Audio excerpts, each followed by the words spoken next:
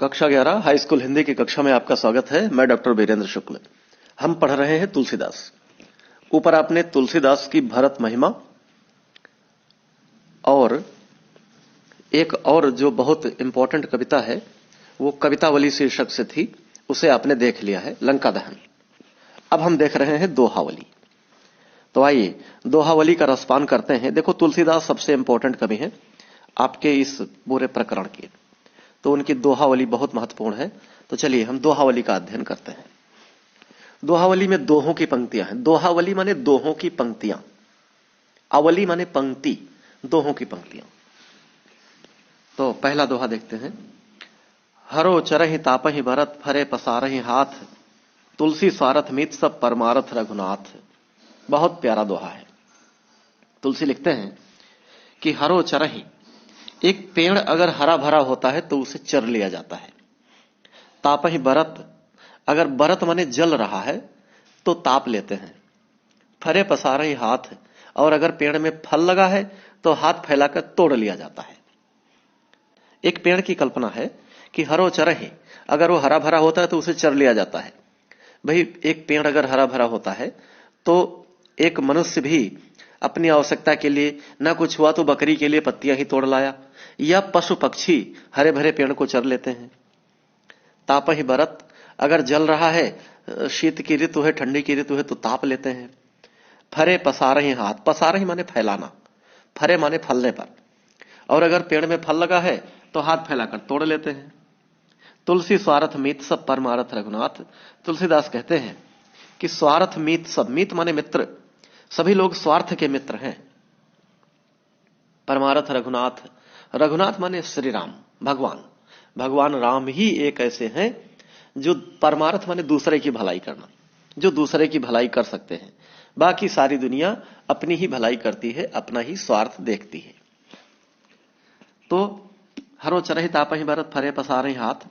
एक पेड़ है, अगर वो हरा भरा है तो मनुष्य अपने हिसाब से उसकी पत्तियों को ग्रहण कर लेता है, चर लेता है। या पशु पक्षी अगर हरा भरा है तो पेड़ को चर लेते हैं। तापहि बरत, अगर उसकी सूखी लकड़ियां जल रही हैं तो आदमी हाथ ताप लेता है, आग सेक लेता है। अगर फल लगा है तो हाथ फैलाकर तोड़ लिया जाता है।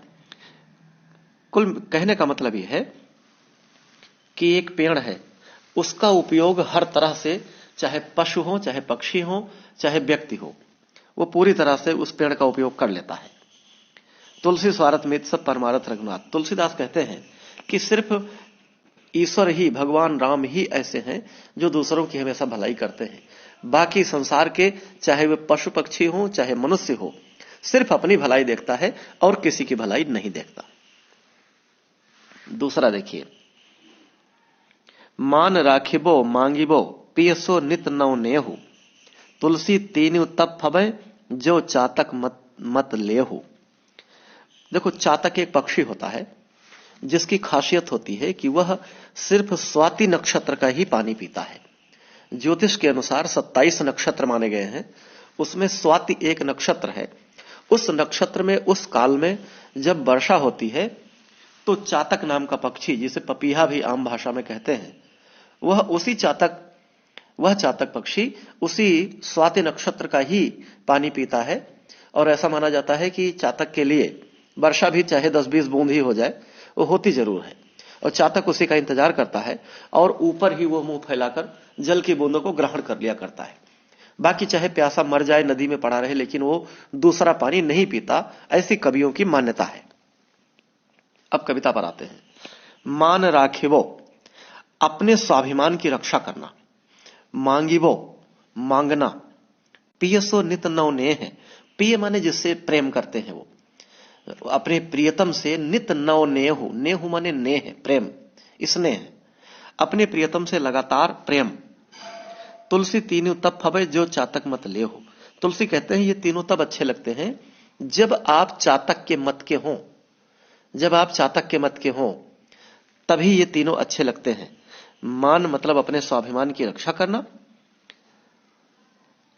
और मांगना, और अपने प्रियतम से लगातार स्नेह बनाए रखना। तो तुलसी कहते हैं कि ये तीनों तब अच्छे लगते हैं जब आप चातक के मत से हों, मतलब अपने सम्मान की रक्षा करना, मांगना और प्रिय से नित्य नया नया प्रेम करना, निरंतर प्रेम को बढ़ाते रहना। ये तीनों बातें तब शोभा देती हैं जब आप चातक के सिद्धांत को स्वीकार करें। मतलब चातक केवल अपने प्रिय बादल से ही मांगता है और सिर्फ स्वाति नक्षत्र की बूंद ही पीता है, और उस बूंद की खातिर वह बादल से नया नया प्रेम जोड़ता है।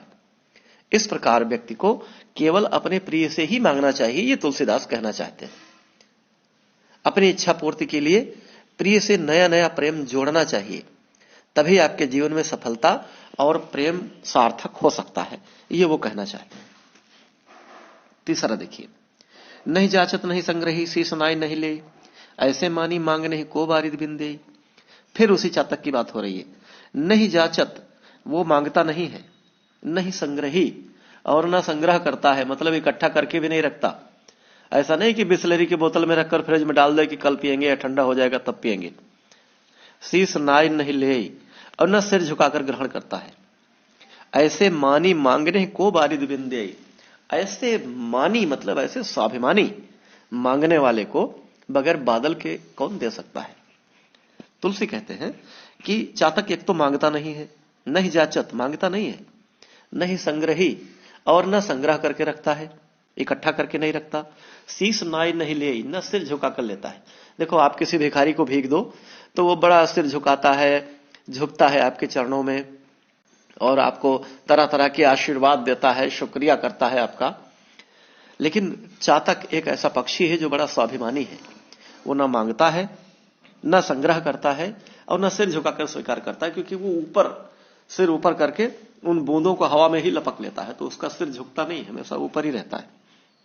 ऐसे स्वाभिमानी मांगने वाले को बगैर बादल के कौन दे सकता है। अर्थात जो अनंत जल से परिपूर्ण है जो बादल, वही उसके स्वाभिमान और उसकी याचना को समझता है, उसकी मौन इच्छा को समझता है और उसे पूर्ण करता है। दूसरा अर्थ अगर आप निकालना चाहें तो यह होगा कि ईश्वर का सच्चा भक्त पहले तो कुछ मांगता नहीं, फिर यदि प्रभु कृपा से उसे कुछ संसार के सुख प्राप्त भी हो जाते हैं तो उसे बड़े स्वाभिमान के साथ ग्रहण करता है। ऐसे स्वाभिमानी व्यक्ति को सिवाय परमात्मा के दूसरा कौन दे सकता है। उसे भौतिक स्वरूप वाला कोई आदमी नहीं दे सकता, ये तुलसी कहना चाहते हैं। अब चौथा देखिए, बहुत महत्वपूर्ण है परीक्षा की दृष्टि से। चरण चोंच लोचन रंग्यो चलो मराली चाल, छीर नीर विवरण समय बक उघरत ही काल। चरण चोंच लोचन रंग्यो चलो मराली चाल, छीर नीर विवरण समय बक उघरत ही काल। बक माने बगुला। बगुला बगुला एक सफेद रंग का पक्षी होता है जो छिछले पानी का पक्षी है और वो तालाबों से मछलियां पकड़ता है। बगुला भगत भी कहा जाता है। भगत क्यों कहते हैं? भगत इसलिए कहते हैं कि बगुला छिछले पानी का एक छोटा पक्षी होता है, बहुत छोटा भी नहीं होता, मीडियम साइज का पक्षी होता है, सफेद रंग का और कुछ मटमैले कलर का भी होता है। तो ये क्या करता है कि जब मछली इसके शिकार में नहीं आती तो ये एक पांव पर खड़ा हो जाता है छिछले पानी में, 4-6 इंच पानी में एक पांव पर खड़ा होकर बिल्कुल एक टक, ऐसा लगता है जैसे कोई खूंटा गड़ा हो, कोई जीवित आदमी ना हो।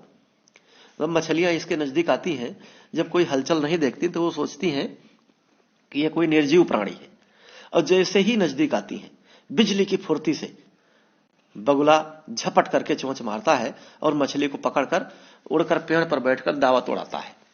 तो भगत की तरह, जैसे राजा भगीरथ ने एक पैर पर खड़े होकर तपस्या की थी तब गंगा को धरती पर लाए थे, ठीक उसी तरह एक पैर पर खड़े होकर एक टक मछली चिंतन करता है। इसलिए समाज ने व्यंग करते हुए बगुला को भगत कहा है कि जैसे कोई भक्त एकनिष्ठ होकर भगवान की प्रार्थना में लगा हो और जैसे ही जुगाड़ हाथ में आवे फट से अपना काम करे और उड़ जाए, इसलिए इसे बगुला भगत कहते हैं। तो अब देखो, इसमें बगुला और हंस दोनों की तुलना की गई है। बगुला छोटे छोटे कीड़े मकोड़े और मछली खाता है, हंस मानसरोवर में रहता है, हिमालय के ऊपर की झील में, और मोती चुगता है, ऐसी मान्यता है। लेकिन दोनों रूप रंग में थोड़े बहुत समान होते हैं, क्योंकि चरण चोंच और लोचन, चरण माने पैर, चोंच माने मुंह और लोचन माने आंखें। मुंह, चरण चोंच लोचन, पैर, चोंच और आंखें, ये हंस की भी लाल होती हैं और अच्छी क्वालिटी वाले बगुले की भी लाल होती है। अब देखिए, चरण चोंच लोचन रंग्यो, चरण चोंच और लोचन ये तीनों बगुले ने रंग लिया। बगुले की लाल नहीं होती, बल्कि वो सफेद रंग का होता है और हंस की बनावट का पक्षी होता है। उसके भी लंबे लंबे पैर होते हैं, लेकिन उतने नहीं होते जितने हंस के। तो वो हंस के आकार का पक्षी होता है। तो बगुले ने क्या किया, उसे लगा कि मैं हंस के समान हूं, तो क्यों ना हंस बनकर दिखाऊं। तो उसने चरण, पैर, चोंच, मुंह और लोचन माने आंखें, ये तीनों लाल रंग से रंग लिया। चरण चोंच लोचन रंग्यो, चरण चोंच और लोचन रंग लिया। चलो मराली चाल, मराल माने हंस, बहुत प्यारा शब्द है मराल। मराल माने हंस, और हंस की जैसी लंबी लंबी चाल भी चलने लगा। छेर नीर विवरण समय बक उघरत ही काल। लेकिन जो हंस की खासियत है वह यह है कि वह नीर छीर विवेकी होता है। नीर माने पानी, छीर माने दूध। दूध और पानी को अलग अलग करने वाला होता है। मतलब कवियों की ऐसी मान्यता है कि अगर आप दूध पानी को एक में मिला के रख दीजिए तो हंस दूध दूध पी लेगा, पानी पानी छोड़ देगा। इसलिए उसे नीर छीर विवेकी, दूध का दूध पानी का पानी अलग कर देने वाला कहा जाता है। तो बगुले ने क्या किया कि चरण चोंच लोचन रंग ली और लंबी लंबी मराली चाल भी चलने लगा। लेकिन जब दूध और पानी को अलग करने का समय आया तो बगुले में यह ताकत है ही नहीं कि जो दूध और पानी को अलग कर दे। तो बक उघरत तेहि काल, बक माने बगुला, उघरत माने उसी समय बगुले का सारा भेद खुल गया। बगुले का सारा भेद खुल गया, सारी पोल पट्टी खुल गई। तो कवि ये कहना चाहता है कि हमारे समाज में सज्जन और दुर्जन दो तरह के लोग होते हैं। एक अन्योक्ति निकल रही है इससे कि सज्जन और दुर्जन दो तरह के लोग होते हैं। तो कभी दुर्जन व्यक्ति सज्जनता का चोला ओढ़कर सज्जन बनने चला, लेकिन सज्जन के गुण कहां से लाएगा। तो जब सज्जनता दिखाने का मौका आया तो उसने अपनी स्वार्थ वृत्ति दिखाई और तुरंत उसका भेद खुल गया। तो दुष्ट अपनी दुष्टता से बाज नहीं आता, लेकिन सज्जन के गुणों को ग्रहण नहीं कर सकता। ये तुलसी कहना चाहते हैं। अब आ जाओ पांचवें में। आप कह सब भलो, अपने कह कोई कोई, तुलसी सब कह जो भलो, सुजन सराहिए सोई। आप कह सब भलो, अपने लिए तो सभी भले होते हैं। अपने कह कोई कोई, और अपने लोगों के लिए कोई कोई अच्छा होता है। तुलसी सब कह जो भलो, सुजन सराहिए सोई। तुलसी कहते हैं जो सबके लिए अच्छा हो उस सज्जन की सराहना करनी चाहिए। आगे बढ़ते हैं। बहुत इंपॉर्टेंट दोहा है छठा। छठा है कि ग्रह भेषज जल पवन पट पाय कुजोग सुजोग, होई कुबस्तु सुबस्तु जग लखई सुलक्षण लोग। ग्रह माने जो नवग्रह माने जाते हैं, अब तो विज्ञान के अनुसार 8 ही हो गए आकाशीय ग्रह। तो ग्रह, भेषज माने दवा, औषधि, जल माने पानी, पवन माने हवा, पट माने वस्त्र। ग्रह भेषज जल पवन पट 5 चीजें हैं।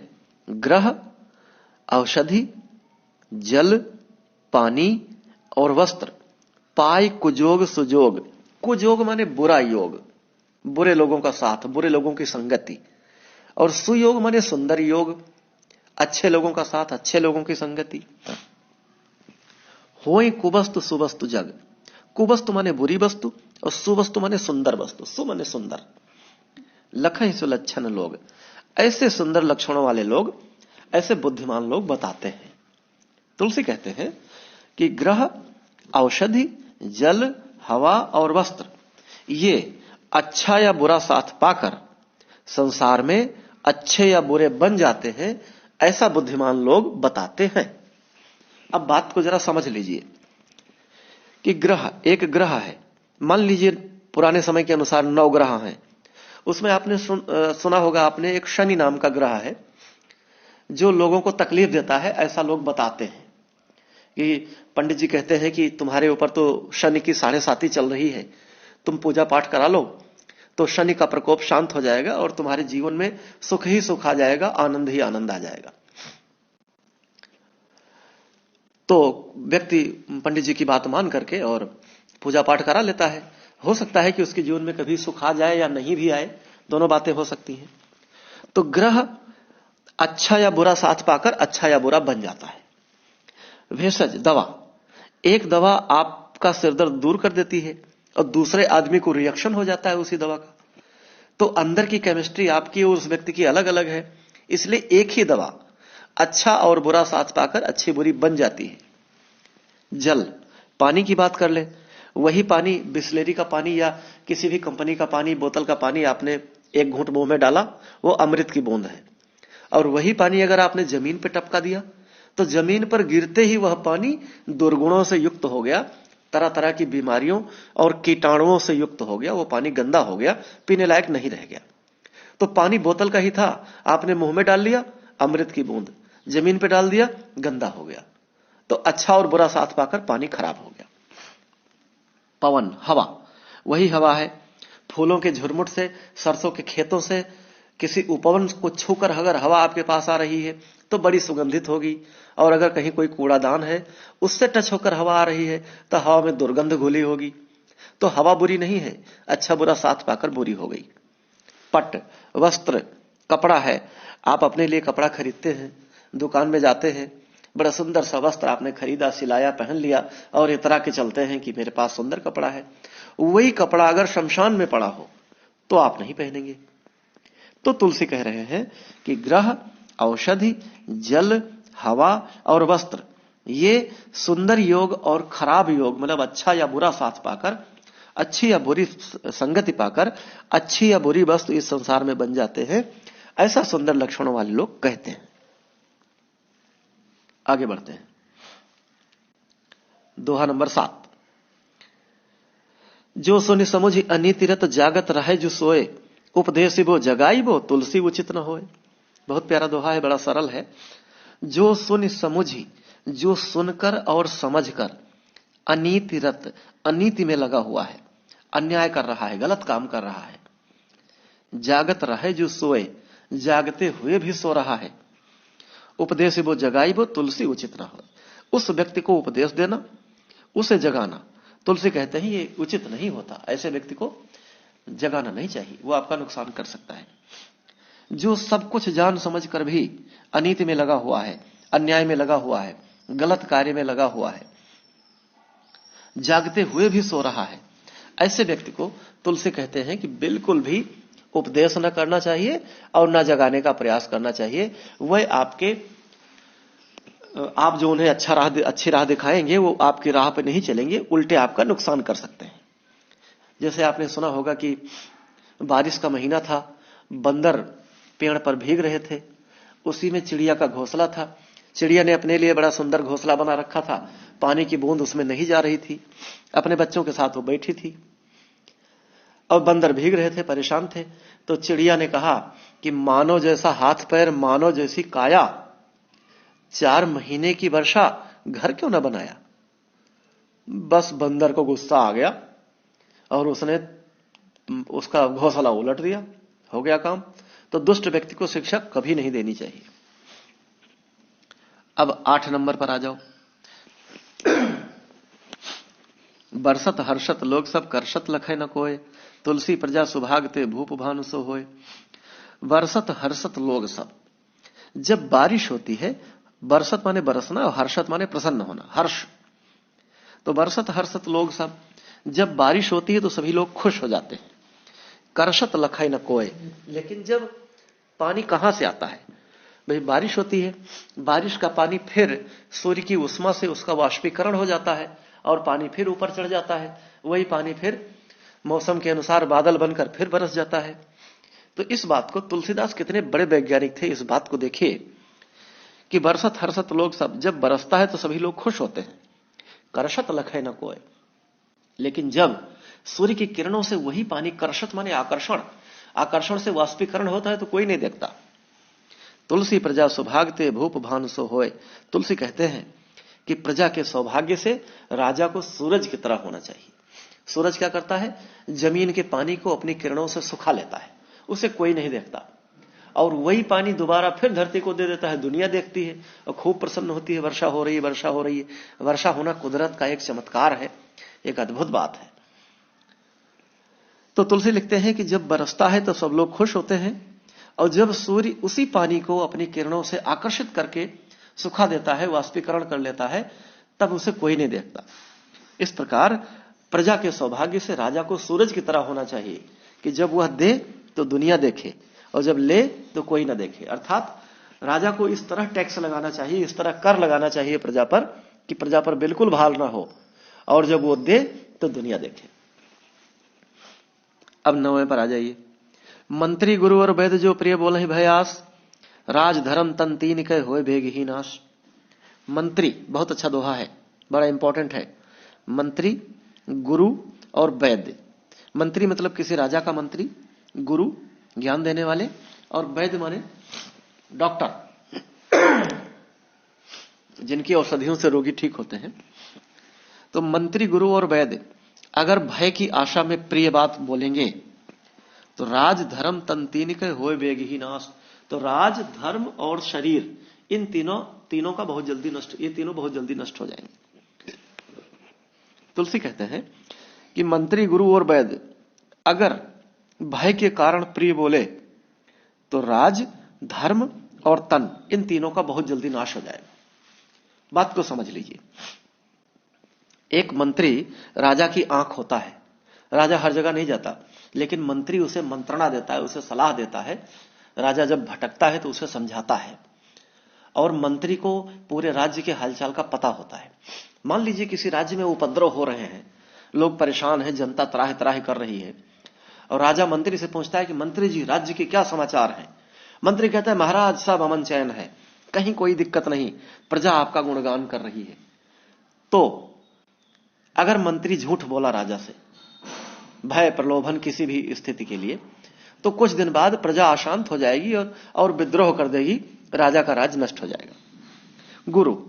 गुरु है, अगर वह भय की आशा में प्रिय बोला, अपने यजमान को, अपने विद्यार्थी को उसने सही बात नहीं बताई, अच्छा ज्ञान नहीं दिया, विधि विधान से उसे पूजा पाठ नहीं कराया, ज्ञान नहीं प्रदान किया, तो उसका धर्म चला जाएगा। वो सही क्या कर्तव्य है, क्या उचित है, क्या अनुचित है, इसका निर्णय यजमान या विद्यार्थी नहीं कर पाएगा।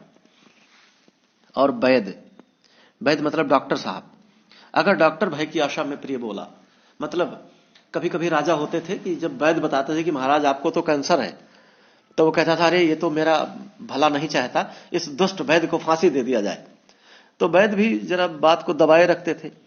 तो मान लीजिए राजा को एड्स हो गया है, और वैद्य जी कहे, महाराज सर्दी जुकाम है, 2 दिन में ठीक हो जाएगा, काढ़ा पी लीजिए, फिट हो जाएंगे। तो राजा को बचना नहीं, मरी जाएंगे।